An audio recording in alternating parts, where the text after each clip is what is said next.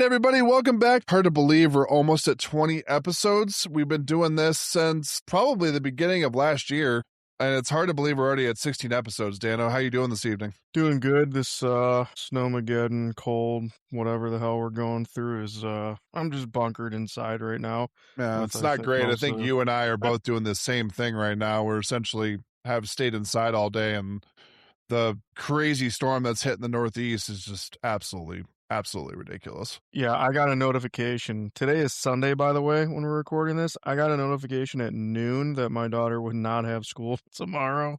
Well, you live in And most Pennsylvania, where schools it's a are little out. bit different than somewhere like Northeast Ohio, where we're from. So I completely understand that. It still sort of baffles me though that it's such a close state to Ohio, and especially Northeast Ohio, that it's you guys literally treat snow like Texas and fucking California. It's crazy. Yeah, it's not, I don't know, moving from obviously being up by you to moving to here, they like freak out over a little bit of snow, and I'm like, this is a joke. But Well, like I said, I mean, it's crazy to think that in September of last year was our first episode. I'm looking back right now, September. Well, actually, it's not even September. It's actually before that. Let me look. I think it was August. It's August August was our 4th of last year, yeah, so that's pretty crazy. We started almost, I mean, we're obviously 7 months 7 away from months. being a year, but that's still pretty crazy. It actually is closer than that. But anyways, we have a really cool topic tonight that I sort of chose and wanted to dive into. It's something that I had a intro to psychology class in college when I was still a young lad, and it was a really interesting experiment. Tonight we're talking about we're going to start going into a little bit and sort of round it out as the episode goes on, the Stanford prison experiment. So if anybody is not familiar with what that is, essentially what it was a psychology experiment by the University of Stanford, and we'll get into all like the who's who of who was involved, who was sort of running it, that kind of thing. But we also watched a really interesting documentary on it that I thought was interesting, and Dan watched the exact same documentary that I did, and it was a cool flip on sort of like how the experiment went versus the public perception of the experiment. So it was a really interesting watch. Dan, I don't know how you felt about it. Sort of give me your 2 cents just real quick on what you thought of the documentary and sort of Ye where you stand on the whole experiment, whether it was stuff was left out or they sort of gave the whole picture. Where do you sort of stand on that? So, I took an intro to I had to take a couple psychology classes with my major. Believe it or not, sports management major had to take, like, a couple different, Well, sports psychology. management is all about psychology. Sports psychology is Yeah. pivotal with athletes. 100. I Yeah, mean, yeah, yeah. I'm a perfect testament to that. I don't mean to cut you off. I'm a perfect You're good. testament to that. When I went from, because I sort of had like a tribulation of college experiences as far as like what my athletic journey was through college. It was very like there was a lot of trials, a lot of tribulation associated Mhm. to it, as you well know. Yep. But sports psychology, when I got to the pros, because I played actually 3 years overseas professionally basketball as well, sports psychology was pivotal for me. Yeah. It was huge. Because if Mhm. you understand how your mind works, you're able to sort of put that forth into the universe with whatever you're Yeah. doing, whether it's sports, work, family life, whatever. So, Yeah, so I actually I mean, when I was choosing my major and stuff and looking at, like, the curriculum of what I had to do, it was like, not only did I have to take an intro to psychology, I had to take sports psych, and I had to take another psych class, and I was like, "Oh, okay." So, anyway, to your point, when you had said that you had to take this in your intro to psychology class, this was something we talked about as well, and then, we actually talked about it again in my sports psychology class, believe it or not. My road of athletics is kind of even crazier than yours because I didn't play in college, but then I ended up coaching in college and playing lower level professionals. I took about the most backwards way to that aspect of my life as anyone could. But to your point, the psychology aspect of it, the sports psychology, and like, understanding that exactly what you said helps tremendously because, especially as you know, when you get to those higher levels of competition, it's a lot more than just going out there and coaching or playing the game. Like, you're dealing with sponsors, boosters, you're dealing with money coming into the school, you're dealing with conference prestige, you're dealing with agents when you get to the professional level, you're also dealing with agents at the college level, especially now. So there's a lot going on. Oh, by the way, you're a full-time student athlete, at the higher levels. So it can be a lot. And I think now more than ever, we're at a time period where it's finally acceptable to, talk to a psychiatrist and talk about your feelings. Whereas before, guys had to bottle that shit up. Guys and girls had to bottle that shit up. Nick Saban,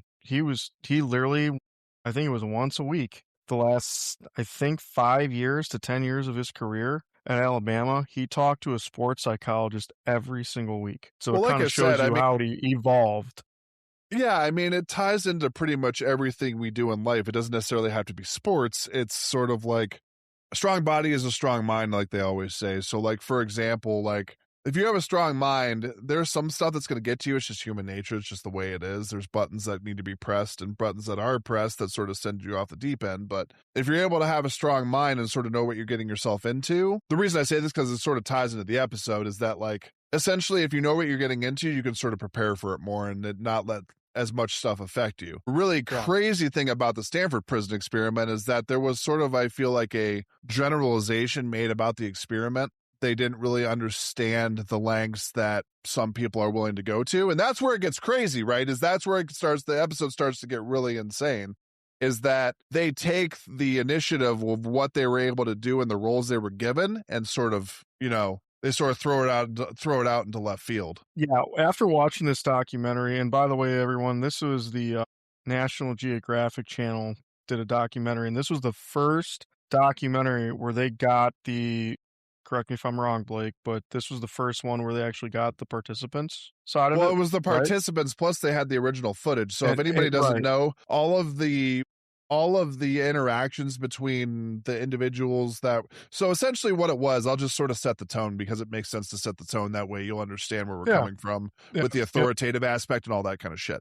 So essentially the layout of the experiment was there was a makeshift prison. So essentially they had cells that were divided by room, and there were some individuals that played guards or like authoritarian roles within the prison, and then there were the prisoners that played sort of the submissive role. So when we're talking about like the the psychology of the experiment itself, you have one side sort of authoritarian and you have the other one submissive. So that's really important to make that distinction of which role is which, because it sort of sets the tone for the experiment and what sort of happened as it unfolded. So why do you think, Dan, why do you think that the Stanford prison experiment, because I knew a little bit more about it than you did, and you had to do a little bit more research than I did, it seemed like, which is fine. Why do you think it's still relevant to revisit this experiment in the realm of psychology? Why do you think it's important? because I think that when you're talking about prison, it's a completely different world than what we're all accustomed to. And I think that now to let everybody know that, doesn't know me, if anyone here has seen the movie Gridiron Gang with The Rock and I think it was Exhibit, right? They were it was based on a true story, football coaches at a uh youth juvenile prison penitentiary, whatever you want to call it, for troubled youth, basically kids that were in jail. And I did that same thing at a, not going to give a name because I can't. There's a lot of stuff that I can't talk about right now because of NDSA that I signed. But there's a place in Pennsylvania that is a placement school I coach football at, and I was also a counselor at / warden, whatever you want to call it. Uh, Having been in the prison system and worked it, I have a very different view probably than like what your view is and a lot of people. But I think what's really interesting is having studied this in college a little bit, and then honestly I forgot about most of it, so I had to go back and do some research, and the documentary is very good. I think it's important because when you go into a system like that, it's kind of like militaristic where they're going to break you down. They're going to completely strip you of who you are, and they're going to turn you into somebody else. Anyone that thinks that prison is easy, you're an asshole, because it's not. Well, it's also a hype, like you said, it's I think it's a hyper vacuumized. I don't even know if hyper vacuumized. I don't even know if that's a word. But it's like My a world. hyper realistic version of reality. Like it's a very, very like there's stuff that you do and stuff that you don't do in real life, and like normal everyday life. It's a little bit more malleable, a little bit more flexible, a little more bendable. With that kind of stuff, from everything I've seen, whether it's dramatized or not, is very regimented. Like you said, it's like militaristic. Like You eat at a certain time. You have so much time to do like yard time and that kind of I thing. Like mean, it's very it's regimented. here's the thing. This is what people got to realize, okay? When you're in prison, I don't care if you're a juvenile or if you're an adult, you have very little rights. At least at when you're a juvenile and you're in the prison system, placement, placement system, juvenile system, whatever. At least they still call you by your name. You don't have a number, okay? When you are 18 years old and you turn into an adult and you're in the prison system, dude, you're given a number. That's it. You're given a fucking number. You're not that way. Prison guards and wardens and all that shit. When you have when I call a kid for his phone call down the hall and I yell for his name, that's a human aspect. Psychologically, that's a human aspect. And it's even Okay. subconscious if you want to make that argument that it's not necessarily something that they're aware of it, but not in their frontal like in the front part of their I, brain. It's more of like a subconscious thing. Right. And with the kids, you're trying to rehabilitate. They're at a very young age. Kids are very impressionable, especially at that age. We had kids, I think as young as 13, 14, all the way up to 18 years old. Okay? Very, very impressionable at that age. Hopefully you can get them to get their shit together, which more often than not doesn't happen, unfortunately. I worked at one of the better institutes where we did have more success stories, but like, dude, I'll still get a call or a text from somebody that works there like, you know, so and so passed away last week because gunshot or whatever. Like and it sucks. It sucks. But when you're talking about prison, when you're talking about adults, dude, they're given a number. Like they take the human aspect out of it, and like watching the video, which we're gonna get into here in a few minutes, like when they do roll call when they wake them up and they're lining them up, like that's the same shit we did. You line them up, they got to count. We like every so whoever was the voice of the day, you got a sheet. Like you got the sheet, you got the roster of who you have. Okay, and what it is basically roll call, and we would have to do a roll call. We would have to count to make sure we had nobody missing. Every 30 minutes, we had to do a roll call, and you got to count and make sure that you're not out of count. So you got to make sure that all right, we got 17 kids today. First thing in the fucking morning, you get them out of bed. They line up in the fucking hall. Send me a count. 1, 2, 3, 4, 5. If they fuck up the count, hey, fuck stick, restart. 1, 2, 3, and you keep going. And some kids, like, dude, the jokester, like, we're gonna get into it. And there's a point. There's a point in the documentary that I was like, oh my god, it's just like when I was working with the fucking kids. They do the same fucking shit. It's just like and we had to do certifications every month, couple times a month of these different certifications and classes you gotta take. And I was on for the majority of my time there. I was on the floor that was the CYS floor, which was the kids they were high sex traffic kids. There were kids that were homeless that were in the CYS system, and it was there's Gen Pop and then there's that. So I was there, and then they moved me up to Gen Pop after that because they were getting me ready to be a supervisor. But obviously, I'm not there anymore not because I didn't want to be there. It's just I was going through at the time a custody thing, and I couldn't work that job and have custody of my daughters. Couldn't work there anymore, but I love those kids. Anyway, it's like seeing the roll call and seeing all that stuff brought back memories because it's very, like you said, militaristic. You're told when to wake up, you're told when to eat, you're told when to shit, when to piss. Like we tell you when bathrooms are. It's not like oh, I gotta go to the bathroom. Yeah, like during the school day they can kind of do that, but you got guys that are literally posted up in the hallways during school. I had to fill in and do that sometimes. Like there's posts, you got to ask permission from the teacher, then you got to ask permission from whoever the hallway monitor is, and like there can only be two kids in a bathroom at a time because most of the time what happens is kids are gonna fucking shank another kid in the bathroom. Fights happen in honestly, there's 2 to 3 areas that fights happen and when kids get fucked up. They're gonna get fucked up in the cafeteria. That's where most of the fights that I saw happen was in the caf. Okay. Then the other one is the bathrooms. Bathroom because it's secluded and You know what I mean? So you got Yeah. cafeteria, bathroom, and then their rooms. Because on the first floor that I was on, there were no doors. Couldn't have a door on. Now in Gen Pop, they had doors, which from a safety standpoint, I didn't like the doors because they could get away with more sneaky shit. And it also, if you had two kids that wanted to jump another kid, they could easily, if somebody causes a distraction down the hall, you got X amount of security going. We're going to where the shit is happening, but we got to have the mindset that also like the guy at the very end of the hall, he's got to stay at post because he's got to watch the rest of the floor to make sure that they're not causing a distraction down that way. So one or two other kids can go sneak into another kid's room. So it becomes very tactical. So, you could have two kids go into a kid's room. One kid watches the door while another kid beats the fuck out of him. Because, like, I've seen fights happen over a piece of candy, over a fucking pen and a pencil, over the dumbest shit you could possibly imagine. And that's just kids. It's about giving an That's inch and just not kid. giving it. And I think they had what, 3 people to a room in this one? There were 3 rooms. They had what, It three was something people? like that, but Two or yeah, three I people to mean, a room? it was I can't remember the exact number. I think it was around 20 or so for guards and inmates or guards and prisoners. I Yeah, think it was right yeah. around there. It might have been 18, I'm not sure. But anyway, like I said, with all of that context, we're going to start to set the scene. So we have the Stanford prison Sorry, that experiment that like was a ramble. no, you're good. Sorry I No, it's a rambled hundred. on, No, but it's not a.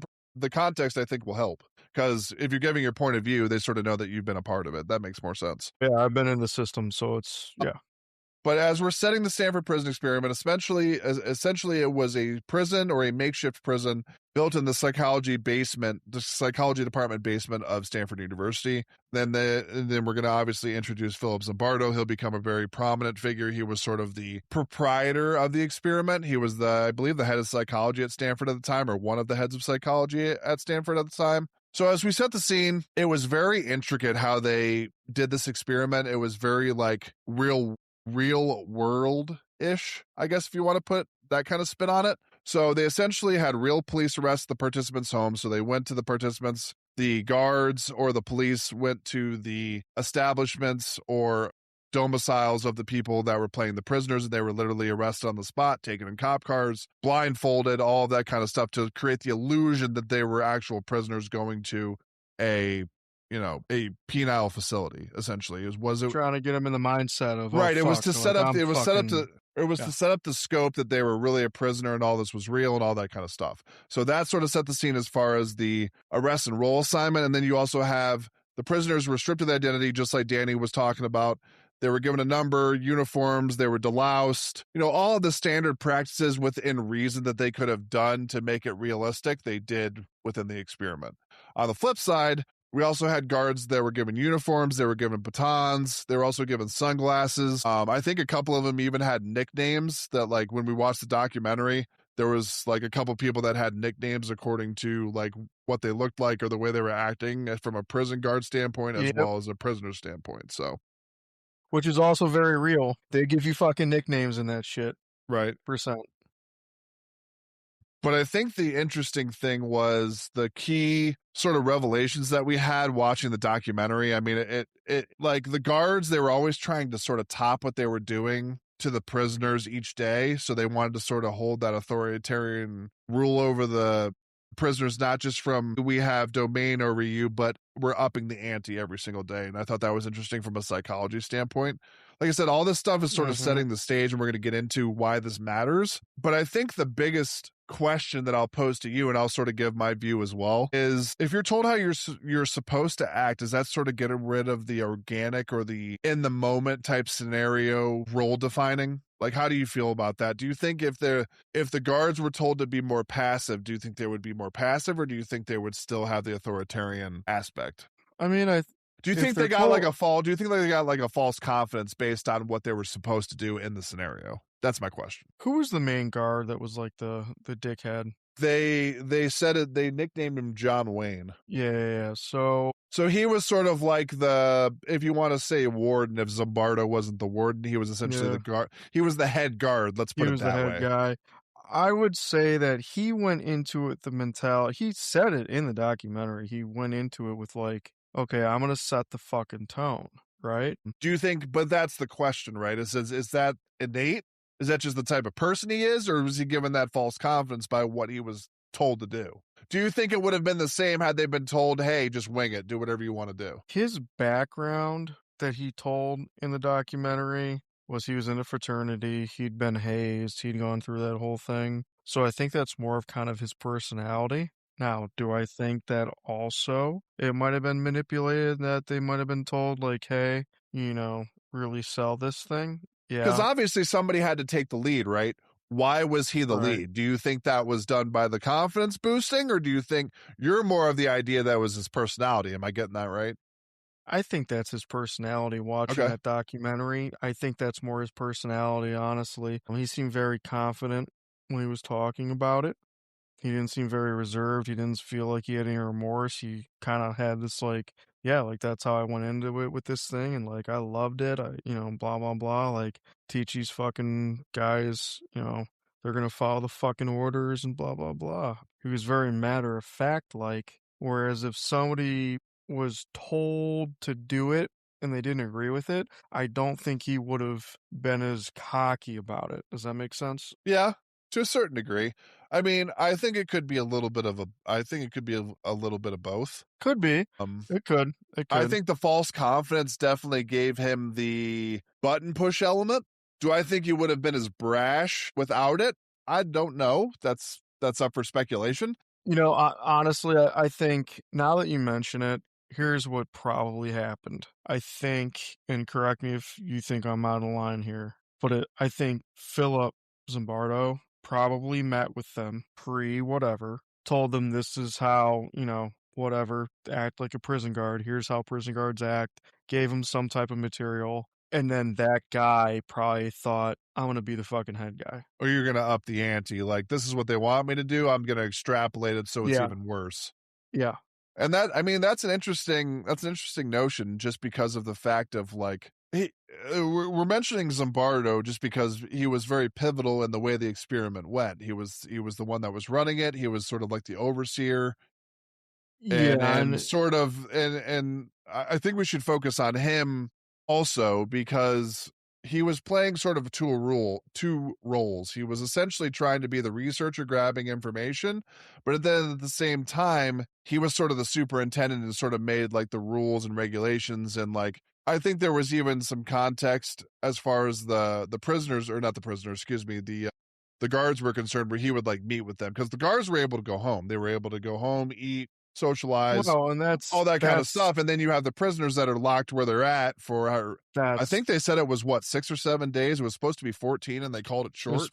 it was supposed to be 14, they were locked away for 6. Now, here's the thing. That's obviously very real. Okay? Like I had kids that I had to counsel that were they were my counselees, and there was a couple of them names that you know of. I'm not going to say them on here, but we've talked off air about this shit. Kids that you know of that I've talked to you about, and I'd be in the middle of counseling them, and their big thing was, yeah, well, at least you get to leave this place. And it's like, what do you say? Like, what do you say to that? Because it's like, yeah, I do get to leave. Meanwhile, they're gonna fall asleep. They're gonna get a fucking roll call at 2, and then they're gonna get a roll call at 4, and then boom, their day fucking starts at what, 6 a.m., 7 a.m. Like, yeah, you're like, that does play a psychological factor. Now, we didn't do that with the kids. The waking up at 4 and 6 a.m. was this experiment, and I don't know the whole prison system, how that works. Yeah, like I would literally have kids tell me, like, at least you get to fucking leave here for a little bit, and it's like, really, my answer to that was, I get that. And this isn't permanent. This is temporary. That's what I always tell them. This is temporary. As much as this seems like it's permanent and you're never going to fucking get out, like, dude, you're going to fucking get out of here at one point, and your fucking goal for the rest of your life is to make sure you never end up in the system again. That's what I always fucking tell them. And, like, you know, I think with this experiment, and how the guards acted towards these prisoners compared to how we act at my time there acted was, there were some similarities, but there was a lot of I was genuinely trying to help these kids get out of the system, Yeah, whereas this was more of like these antagonistic. guys were these guys were just being cocks to be cocks, which I will say, on the contrary, in prison, probably more of that. Because people are gonna have empathy for kids. They're not gonna have as much empathy for adults who fuck up because you're an adult, you should know better than what you're doing. Kids are given a pass because they're not adults yet. When you're a kid, you're supposed to fuck up and you're supposed to learn from your fuck ups. Some do, some don't. You're an adult, bro, get your fucking shit together. That's how society looks at people. I would say there's leniency. I wouldn't go as far as getting a pass. Getting a pass is essentially and I don't disagree with you. I'm just saying Are you saying for the kids or for the adults or both? getting a What do pass we? for getting a pass for the kids is kind of Yeah. they're not getting a pass because they're technically in jail. So, well, here's the thing. But At that, the leniency might come with, hey, I don't think the leniency would come with like capital murder. I well, think if you here's like what. stole something or like something like that, Uh, then I understand the leniency. But if you're like a 17, 16, 17, or on the brink of an 18-year-old and you're committing capital murder, that's a little different because so, there are plenty of kids on that yeah. on that wavelength as far as age is concerned that are tried as adults, and you know that, and so do I for a fact. So we never took those kids. We never took I like the understand violent. that, but you understand So what I'm talking no, about is that like I get. if you Yeah, have yeah, yeah, yeah, if you yeah. have an extreme enough case, Yes. you should be Yeah. treated as an adult, especially if you're on the brink of becoming I one legally. I agree with that. We took kids who grand theft, they stole a car, they broke into a house, And the they might violence have a gun aspect always comes with it too, right? they might Is have a that like gun charge. if they just jumped a car and didn't threaten anybody, that's a little different than holding somebody at gunpoint and taking their car. Yeah. It's a Yeah, little like different.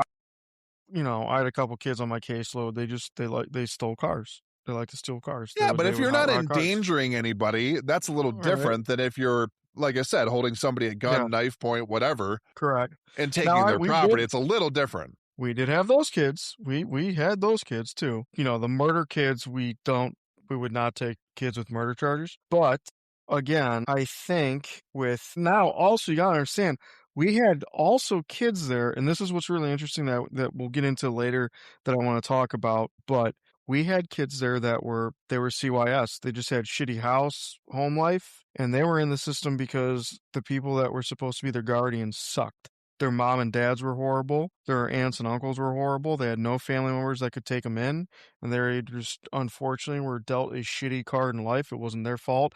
They were there not because they fucked up, because the adults fucked up that were in their life. That was a whole nother different aspect than what this is. So that really, those kids, man, you want to talk about hard to talk to because, if somebody fucks up, you can correct that, right? If you fuck up, Blake, I can talk to you, I can counsel you. Here's the steps that you need to take to make sure that you're doing the right things so that you can get out of here and do that right, right?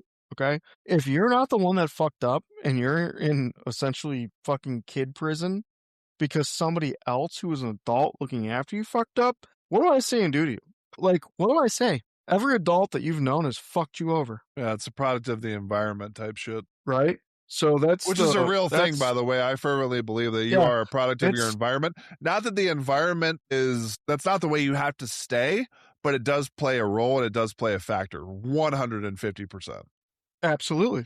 Absolutely. Everything about your outcome and the way you attack life is malleable, whether it's good or bad. You have full control over the way your life pans out. Those But those kids, it's not to say that, like I said, that the where you come from is a contributing factor. It is, but it's not definite. It doesn't mean that it's concrete in the person that you're going to become in the future. It is malleable. no, no, no, but those kids in that situation, because that's all they've known and all they've seen, they think that it is. So what your job is, and I realized this after a while of working there, is that you had to completely, when we talk about psychological, you had to restructure the way they think. All right. Yeah. But you can't break them down like they're a prisoner, right? You can't break them down like you would somebody who fucked up because they didn't fuck up. So you got to break them down in a totally different way. You got to earn that trust. That can be quick or it can be a very long process. It depends on the kid. Every kid is fucking different. Every person is different. It doesn't matter. When you get into the prison system, those guys, dude, some of them, you know, the ones that really never did anything wrong and they absolutely had just like a fucked up night, those are the guys that are probably gonna fucking be pretty quick to get their shit in line, right? They drank too much, they got DWI and whatnot, or they got a couple DWIs, fucking ran into a car, injured someone, something like that. They might have a quick turnaround, but there's some guys that have been in the fucking prison system since they were 14 years old, Well, yeah, that are like I said, I 30, mean, 40 years old. the the type of psychological harm that comes from that kind of stuff is 100% valid, but it also is about the rehabilitation. I think that's what like the really cool thing, if we're making a connection between real life and this experiment, is how nonchalant it seemed like from the documentary and the footage that we saw about Zimbardo with the experiment in general. He sort of intervened when he wanted to. It was never on like a, Mm. okay, this is getting out of hand. It was more of a selective type of intervention, which I thought was interesting. Mhm. He also framed everything that was going on with the prisoners as data, at least in the criticism of the documentary, like Yeah. the documentary was Yeah. sort of putting against the actual experiment. Just the nonchalantness, I think, was the biggest thing about what happened and why it was able to go so far, is because of how nonchalant he was with the experiment in the first place. Would you agree with that? How do you feel about that? Yeah, I agree with it. Having watched the documentary and seeing the footage of like how they interacted and like the guards and all that shit, let's be honest here, okay? And if I get crushed, I get crushed, whatever. Having watched this, these people that he got to do this essentially were a bunch of fucking hippies, right? In the documentary, the ones that were the prisoners that were interviewed kind of Well, I even talked think, about, just before you go, not to cut you off, they even self-identified as like they were a part yeah, of that culture. So, like, for example, the kids that were the prisoners were already a part of the rebellious. Like they had talked about, hey, like a good day was like sitting on the corner smoking cigarettes well, and just living life. they essentially all were. If you Well, remember right, that, they were 100%. all a bunch of hippies. So they were all of the lifestyle that, like, they were already in the rebellious mindset, no matter if they were a guard or a prisoner. So, like, that sort of plays, if you think about it from a outside perspective, it sort of makes sense that they were up for the experiment in the first place. Because 100%. whether they were a prisoner or a guard, they had the chance to rebel against what they were doing. So, like, essentially, Yeah. it gave them a costume that they didn't have to, or a costume that wasn't them in everyday life. Whether they were prisoner, whether they were guard, it was a change to their lifestyle that was going to be, how do I say this? It was going to be very different from their everyday life. So it was intriguing to Yeah. them. Yeah. Now, from me watching it, I thought that the guys that were the prisoners for the majority of it were a bunch of pussies, honestly, because they acted like, I don't know what they expected prison to be like, but from what I saw in that documentary, that was the easiest goddamn prison I've ever seen in my life. And even the guy that like he was the head of the rebellion, he ended up like literally what a kid would do at our place. It was like to a T, and I was like, holy shit. It doesn't matter if you're an adult or a kid. He faked a stomach ache and went to medical and then tried to get out because of his quote unquote health. And that is the same shit that these fucking kids do. And I'm sure guys do in prison. The first thing they'll do, we had a kid, you've heard this story before, off air. We had a kid that for 2.5 months was purposefully shitting his pants all day long. From the time he woke up to the time he went to bed, he was shitting himself all day long and just sitting in it. So that way he had so much shit piled up in his clothes that he would jam in his dresser, drawers, and all that stuff. He smelled like shit constantly. Okay? None of these guys were doing that. So they weren't going to that length. But like the first thing everybody does is they try to go to medical, man. They try to get out of That it. was the other thing. There was like I think one guy had a hunger strike that he was involved in. And the kids do that where I was at. The They would hunger do a strike hunger thing with the strike. hunger strike thing was interesting. When they put the kid in the hole where he like actually had like almost like a psychotic break was really interesting. And I say interesting not from the same of like, oh, it was funny, that kind of thing. It's interesting because when you put people in certain environments, you get to see who you're really dealing with. That's why it's interesting. Yeah, I thought they were a bunch of pussies, man. After, like, I don't know. Because here's the thing, like, I've seen kids kids. I'm talking 14, 15 years old. I'm not talking 17, 18 years old.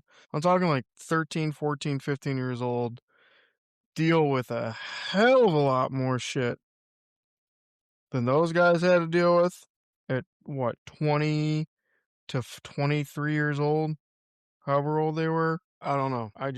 It was laughable what I saw. Now, I'm also someone who has seen that system, so That's a little bit more of a biased perspective for sure, but it is a it's perspective. definitely It's it's a definitely it's a perspective that's validated, but it could be by definition it is biased because mhm, you know what I mean. Like I have an unbiased opinion because I haven't experienced it. right. I've seen some kids come in and it doesn't affect them that much. I was I gonna have say because had some of kids them come in. probably you've had both extremes, right? You've had kids that have handled it really well, and you've had kids that have not handled it well, and then you've had some Yeah. people somewhere in the middle. Dude, and like I've had kids where they come in and like we're their fourth or fifth placement. I've had kids come in where this is the first time they fucked up and they're like, "Oh fuck," like it hits them, Yeah. you know, and they're like, "Oh It's fuck," like a like yeah, yeah, it's like a first time prisoner and a somebody that's a repeat offender. Like yeah. I I've done mean, this, dude. Like this is not new to me. dude, the kids come in just to let everybody know, okay? Like the kids come in and the kids who are committed, who are there, they're wearing navy blue, whether it's navy blue, t-shirt and shorts. If it's winter, they're wearing, navy blue sweatpants or khaki pants and a navy blue polo or a sweater or whatever. The new kids that come in, the kids that aren't committed yet, so whether it's their first day, some kids, it takes like 3 to 4 weeks to get them committed or not, just because of court dates and stuff like that. The new kids that come in, they're in orange. They gotta wear bright orange. So they're in bright orange t-shirt or shorts or bright orange sweater and sweatpants. So you look like a fucking prisoner because we gotta know as staff who's a high run risk. Well, who's a high run risk? The new motherfuckers. Or a kid that's been there who just recently tried to run. Let's say we got a kid that's been committed for 3 to 4 months, and we had this happen. We're playing a football game, so you're allowed to take X amount of kids to. There's a student to staff ratio, and you're allowed to take a student to staff ratio out to the game, whether it's a football game, basketball game, wrestling match, volleyball, whatever is going on. We had one where um there was a football game going on. They took a X amount of students out with staff, and there was 2 or 3 students that tried to run. Okay. Well, what happens is once we catch them, because what's going to happen is we're going to catch them. We always catch them. We're going to have a helicopter come from whatever police department, and that helicopter is going to have fucking thermal imaging, and we're going to see who's running in the woods. Because guess what? These places aren't these prisons and these placement schools aren't in the middle of a city. They're in rural fucking bumfuck nowhere. So that way, if somebody does escape, we're going to catch you on a thermal imaging camera because there isn't going to be people out in the fucking woods running around like assholes at midnight, right? So anyway, you catch them. Once you catch them, they immediately go into wearing all orange. So they're all orange 24/7 until their next hearing. Because once they, like, you fuck up and you do that, you try to run, you obviously are going to have a new hearing for a new sentencing, right? They're going to get extended. You're going to get a bunch of shit. So Something's they're in gonna happen. orange. Something Yeah, that's you got, gonna yep. exacerbate the problem is definitely gonna happen. We had a kid that tried to run. I think he was literally less than a week and a half of getting out of there. He was going to get discharged. He ran. He had a week and a half left. He was there 6 months. He had less than a week and a half, and the motherfucker ran. Like, Survival at that point. It's somebody just clicks for some people that it makes sense. I don't know why it does that, it's but just, and of like whatever. So they got to wear orange for, the next month to 2 months every day. Orange. You're the only asshole wearing orange unless you're a new kid. So that you got to think that's got to play some type of psychological effect too. Where like you're the one that sticks out like a sore thumb. You're the one every day wearing all orange, looking like when everybody sees all orange, what do you think of? Prisoner, right? right. Even if it's a kid that isn't there because they fucked up, maybe they're a kid that's there because their adult fucked up. They still have to wear orange because they're a new kid. They're a new one. So that plays I always thought about that. I always thought about that orange. I was like, "Damn, man, that bright orange just that does something psychologically. It does something psychologically to the kids that are there, but I noticed that it does something psychologically to the staff as well. It just does." It's more of like a high alert type of thing. And that, I Yeah. mean, Yeah, that yeah, yeah. it's more of like a more of acute alertness to those kind of prisoners and that kind of stuff. Yeah. As far as the two rules that we sort of saw with this experiment, do you so we're looking at the prisoners and we're looking at the guards. So with the stuff that the guard or rather the prisoners had to deal with, do you think that was exaggerated or do you think it was minimized based on the experiment? Because they obviously things got so out of hand with the experiment, like we prefaced before. Things got so out of hand with this experiment and like things going wrong and like it getting taken to extremes and stuff like that they stopped at basically well, it would have been a full week had they gone one more day, but I think you said it was 6 days out of It 14, was right? 6 it was So they stopped it about halfway through because it got to the point where like they had lost control. That begs the question, do you think it from what we saw as well as like the research that we did on the experiment itself and what we know for certain, do you think it was exaggerated or do you think it was more minimalized because it was an experiment? Do you think it was exaggerated for shock value? Like what do you think? Oh, okay. So explain that to me better because here, like, do I think that specific experiment Do was you think there was overdone? stuff do you think there was stuff that was withheld from the experiment? Here's how I'll attack it. So two sides.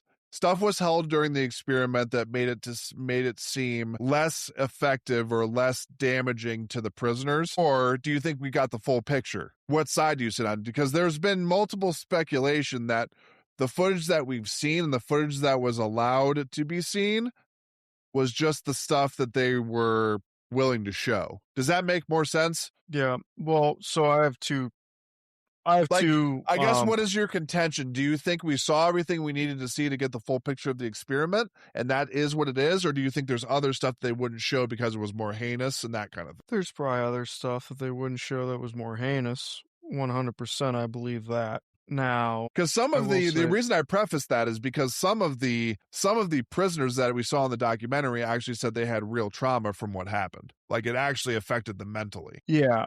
So here's the thing. From what I saw and what from you saw in that documentary, I'm gonna tell you right now, like, I will say for my part, it didn't look that bad. It was no. the nakedness and that kind of stuff probably would have All right. that kind of stuff would have So bothered me. But if you're talking about push-ups, if you're talking about like counting or singing or stuff like, yeah, it would have been annoying. Yeah, it would have been embarrassing. I completely get that. But that's not as bad as like humiliating somebody. But like for example, we saw in the documentary, and like I said, we can put a link to the documentary inside the episode so you guys can see exactly what we're talking about. They were like naked, like mounting each other. Like that's weird. Like that's a little bit too far. so that's definitely weird. That's fucked up. That has no place in Like that's that shit. humiliating somebody. That's not regimented like prison behavior. Like there's not a prison in a prison that's run well, and I emphasize well with big air quotes. There's not a prison in the world that would result to that level of humiliation. It's illegal. You can't do that. Mm? I'm saying with if somebody found out about that, it would be a huge red flag. It'd be a huge red flag, but it happens. I mean, I that's understand definitely that, but what and I'm saying is like I'm that not condoning that. I'm not no, condoning that. I'm neither just am I. saying The that level of definitely humility is that blown out of happens. proportion with that Yeah. stuff. Yeah. No, Like, this 100%. is an Here's experiment. These are still human beings. They're not felons. They're not anything like that, but they're being subjected to that kind of behavior is a but little weird. but here's the thing. They're also trying to replicate that lifestyle, and unfortunately, in that lifestyle, in that prison lifestyle, But that's the question is, did it go too far? That's why I'm asking, was it exaggerated or did they minimalize it because this is just how prison is? they probably minimalized it a little bit, but here's also the other thing that I will say. In juvenile prison where I was at, you had to be on high alert all the time of getting as like a fucking I was a counselor slash prison guard, okay? Is what I was. I was a counselor slash prison guard. Like I heard stories from guys where like back in the day, back when like you and I were in high school, okay? We graduated what, 2009? Back in those days, at the place that I was at, if you were the role that I was in as a counselor slash prison guard, like, you'd be walking down the line doing roll call, and a kid would just fucking swing on you. Like, we had Bloods and Crips and Latin Kings. Now, when I was there, we still had a little bit of gang activity. There were still gangs, but they weren't hardcore. We stopped taking Philly kids, but you still had Bloods and Crips there. Like, I still had that shit, but it wasn't what it was even 5 years prior to 10 years to a decade. You would get swung on, and there was a couple times where I got swung on, and somebody else who's been on this show before that, we could have been on here, they've been swung on and had shit happen. I've had shit happen to where, other counseleries, they got fucking choked out and like there were brawls and there was all sorts of shit. That didn't happen. You didn't have a retaliation where the guys fucking revolted against the prison guards and like try to fuck them up, try to fight them. So, I mean, that's where I go back to like these guys were kind of a bunch of pussies, especially the guy that led the fucking revolt and then left because he said he had a tummy ache. And then they brought the new guy in. This is something I talked about earlier. They brought a new guy in, which just happened every fucking time. Every time we had a new kid that came into the floor, okay? Every time you get a new prisoner, okay? This happens every fucking time. They try being, Timmy Tough Guy. Okay, so he comes in there and he's going to revolt against the guards. He's going to revolt against us, and he's not going to cooperate with us. He's going to tell us to go fuck ourselves. We're going to tell him, do push-ups or do whatever. He's going to say fuck you. He's going to revolt on every single fucking thing we say. As a person who is supposed to keep the peace and keep everything going, when you got a guy like that, you got a kid like that, they're dangerous to the flow of the floor. Well, they changed the status quo. Everything was cool, and then somebody came and fucked it up. And then you got this dickhead who's gonna not cooperate with you, and he's trying to stand on his dick, and you got to be the one that's like, no, motherfucker, this is not your world. This is my world. You live in it. So shut the fuck up and do as I say, or you're gonna get fucked up. And for them to think that they could rebel against the guards, rebel against the guards, and there was no repercussion, you're a fucking idiot. Sorry. You're an absolute fucking moron if you think that you can rebel against the guards and that nothing's gonna happen to you. You're an absolute fucking moron with no intelligence. Yeah, I mean, we even saw, to your point, as the experiment was sort of kicking off, like the first day or two, they were like fucking with the guards, like they were trying to see how far they Yeah. could get and that kind of stuff. Yeah, like you're never gonna win that fight. We are going to fuck you up if you do that. Yeah. Because we have to keep you motherfuckers in line. Because at the end of the day, there is more of you than us. Right, 100%. Like, I think when I was there, it depended on the floor. So when I was on the first floor, it was 8 kids per staff. And then when I went up to Gen Pop, I think it was 10 to 12 kids per staff. So you gotta think, Blake, if some shit pops off and the fucking inmates start rioting, which has happened there. We are 100% outnumbered. Oh, dude, I'm outnumbered fucking 10 or 12 to 1, bro. Yeah, it's actually kind of crazy, the amount of prisoners that are in prisons as opposed to guards. It's actually kind of wild. Like, it was fucking wild. Like, there's a reason why there's locks on doors and like timers on lights and shit like that. Like, bro, there's a reason why it's so regimented, because there's only so many people that are going to be able to put out the fire once it starts engulfing literally everything. If there's a prison riot, the last person I want to be is a guard. Like, and that's what we were. Like, but that's what I mean is like, that's like if you have like a genuine rebellion or a genuine like group of people that are going to outnumber you, you got to sort of treat it with hostility because it's survival at that point. Dude, absolutely. Like, I heard stories about like riots that happened there on the floor that I was at from guys that work there currently. And it was like, fuck, bro. Like it was insane hearing those stories. you know, and, like, you gotta do what you gotta do to survive because at the end of the day, like, those kids were trying to kill them. Yeah, it's They them or weren't you. they weren't just trying to, like, hurt you and they can escape, like, they were trying to fucking kill them, and, like, at the end of the day, like, my whole thing was I took that job to help these kids. I never took that job to hurt them. I don't wanna hurt a kid. I never wanna hurt a kid. Like, that's not why you take I that don't think a job. sane person That's not would. that's not That's not why why you're there. It's about reform. no, no, it's It's not why about the you're there. You're complete not opposite. It's there. about reforming Yeah, them and turning them into it's a it's constructive member of yeah, society. yeah, it's helping them and getting them fucking back to being a decent human being and getting them on the right track. And then, like, you get into a situation where there's a fucking riot on a floor. That's the worst. That's listen, I treated those kids like I treated every group of kids I've ever coached. That's what I did. I was You Coach come Dan. this is there I was was Coach. this was always my contention with coaching because I've never had the experience that you had with what you did at the school you were at, but this has always been my contention with that kind of stuff and sort of challenging, because we both coached at a school in Cleveland that wasn't great from a commitment standpoint. It wasn't great from a disciplinarian standpoint, but the football and the sports that we were involved with was that happy medium.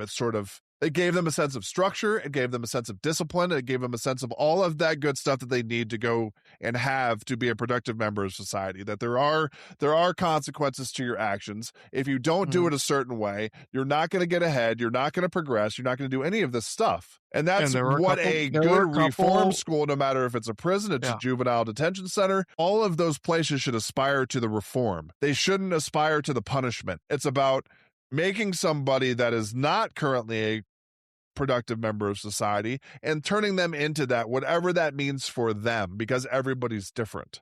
Yeah. So you Well, can't that's where you guys have that's where like the penal system, I get it's regimented, I get there are a way to do things, but everybody's different.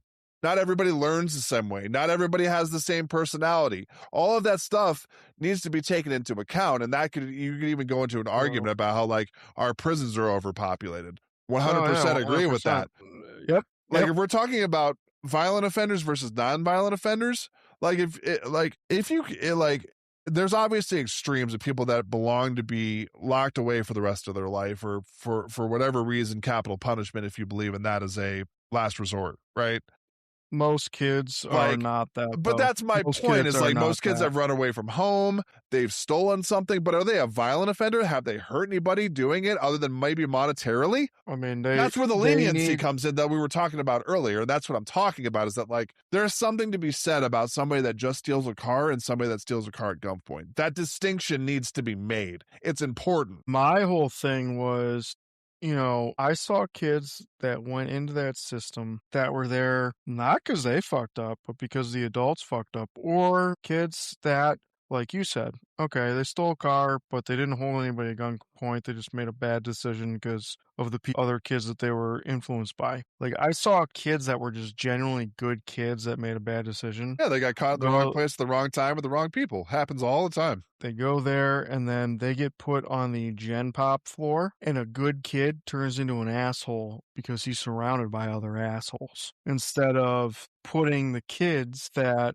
don't deserve to be there, the kids that, you know, aren't the fuck ups, it was the adults that fucked them over, or, you know, whatever, you know, they don't put them all together. They like mix everybody. And my whole thing is like, that's the worst thing you can do. The worst thing you can do is take a kid that's a genuinely good kid who fucked up one time, put him with a bunch of assholes. He's going to, especially the younger ones, they're 13, 14, 15 years old. They're so Impressionable. impressionable that you're putting him with a group of fuckheads. And you're going to turn that kid into a fuckhead. I can tell you right now, I'll type the motherfucker's name in because I'm not going to say it, but I will type this kid's name in. Okay. Perfect fucking example of this. Okay. Because he was a decent fucking kid, but, and he follows me. We're friends on Facebook now. You can ask Brennan about this kid. Like, he should have been on first floor, but he was on fourth. And he was up on fourth floor, which was Gen Pop, when I was up there. Kids would just pick on him because he was the youngest kid on the floor. He was 14. He was 14 years old with fucking 18, 17, 16-year-olds. Well, everybody's had the notion of fitting in. I don't think that's foreign to anybody. Like as long Correct. And if this you go with the flow, you're gonna have a lot less turbulence than if you didn't. And that's just human nature. It has nothing to do whether you agree with it or not. It has to do with just how humans interact with other humans. We look and strive for validation. That's what we're looking for as human beings. We want to make sure we the matter and we want to fit in. yes. That's just human nature at its Yes. core. Yes. Yes. And this kid wanted to fit in, but he was his Because own if he worst didn't and went goddamn against the enemy. grain, think about how much, whether it's good or bad, how much worse things could have gotten. But here's the thing, my nickname for this kid was Eric Cartman. Fuck. He was 100% Eric Cartman. He was absolutely 100% Eric Cartman. But no, I mean, like, dude, you just it's that prison lifestyle, you know, I watch that documentary and I just think to myself, like, from the video that I saw, that shit wasn't shit. I don't know what those guys thought they were signing up for, but like, if they, from the video that I saw, if they had trauma from that shit, and again, they didn't show like any of the sexual shit, so I don't know.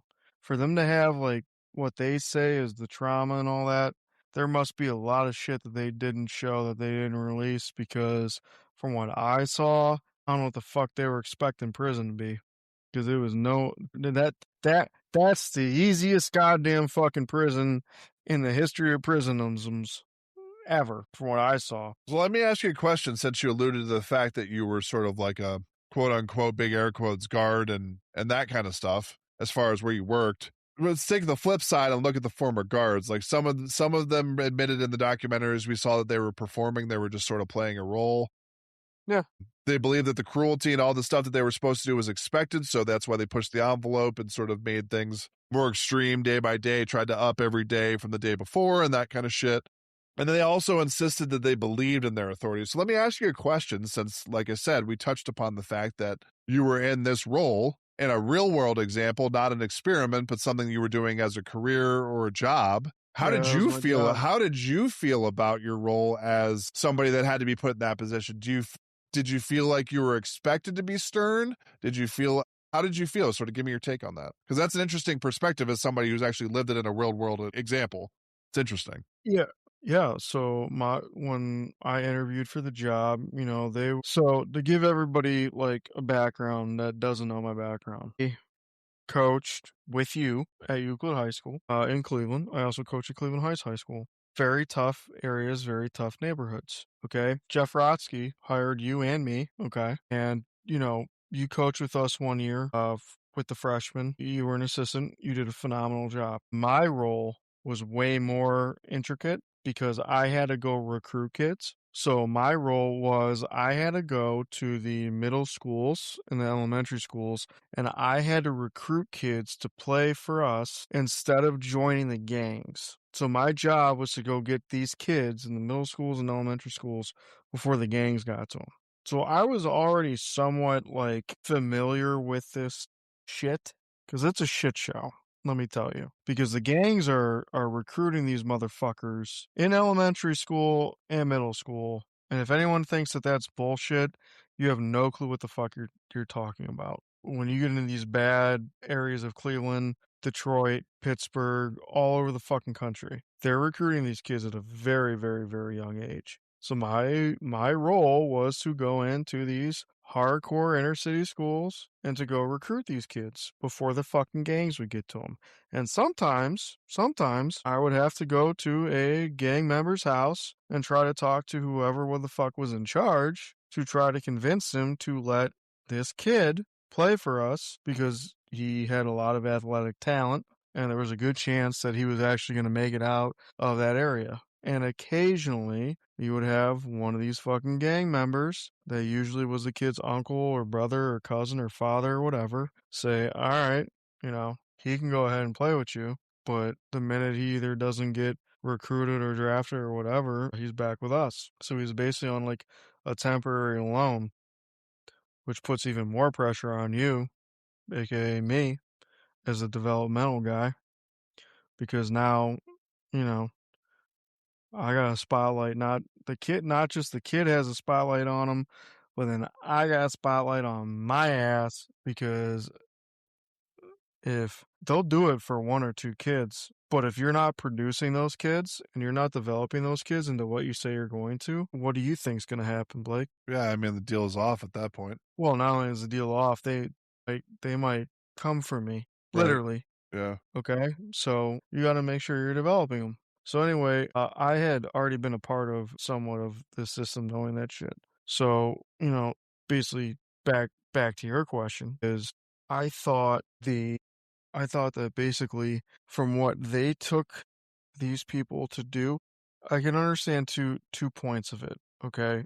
You're taking people that have never been in the system because like you remember these kids had never been Well, and either arrested. they had never They'd never been been a part they'd of a never been in system in prison. yeah. So they Yeah. sorta had to make it up So on the fly. They were basically given free rein to do whatever the hell they wanted from either side. yeah. So like just to let everybody know how this system works, 90% of the time that it does not work that way. Like most of the time, the prisoners coming into prison are not all fresh new people new to the Well, prison that's what system. that was making the argument of So, people that were repeat offenders and shit like that. And, like, it works a little bit differently when you're a first timer versus somebody that's been there and done that. yeah, like dude, you could tell the kids that would come into our place that were like this was their third, fourth, fifth placement, and then the kids that were like fucking brand new, right? Yeah, 100%. Like, the kids that are brand new, they are deer in headlights, they are scared shitless, they are fucking crying,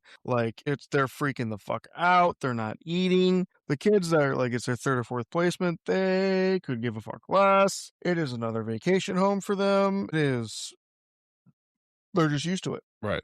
So I guess the question with both of those scenarios, both of those roles, do you think that the trauma or like stuff that happened to these people, like, do you think it affected them outside the experiment afterwards? Like, do you think it affected them even though it was an artificial experiment and it wasn't real life, it was just artificial? Do you think it sort of followed them after, as some of the documentary people stated that like it sort of affected them after them and like their daily life and shit like that? Do you think that's real, or do you think it was more of a like they were put into the situation so it had to affect them? Like, do you think they let it affect them, or do you think it was just a product of what happened? I mean, dude, listen, Like I said, there's also a lot of from speculation that what we haven't seen all the footage that 100%. So, I can only go based off what I saw, okay? Based off what I saw other than the nudity aspect, it wasn't that bad. yeah.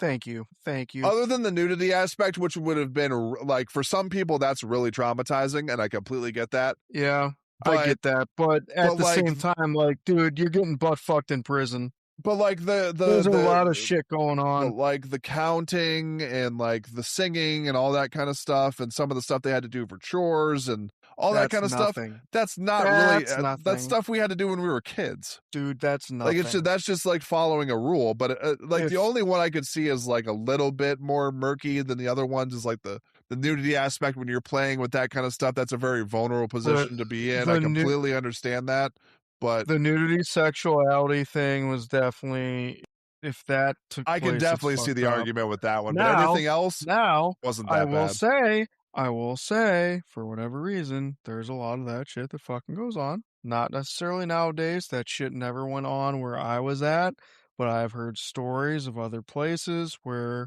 there's a lot of fucking weird shit that goes on with that. I think these guys that signed up for this shit, they were a bunch of hippies. They had no fucking clue what they were signing up for.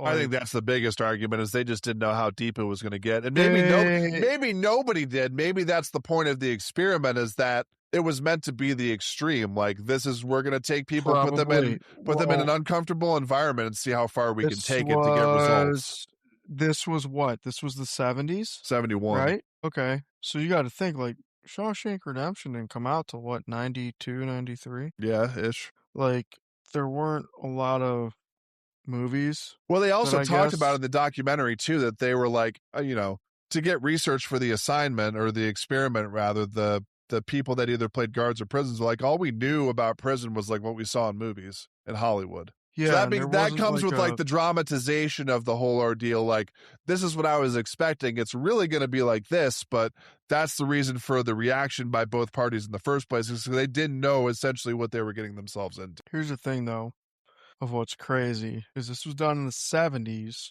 You would think they would have a little inkling of that shit though, because of the Manson murders. That shit was on Yeah. video of the trial, like their whole thing with like Charles and his whole followers and all that. So like, I don't know. They're like, you had the hippie movement that we now know that the government was involved in with Charles Manson and all that, because they wanted the hippie movement to die, which we could do a whole fucking different episode on that. But I mean, I don't know.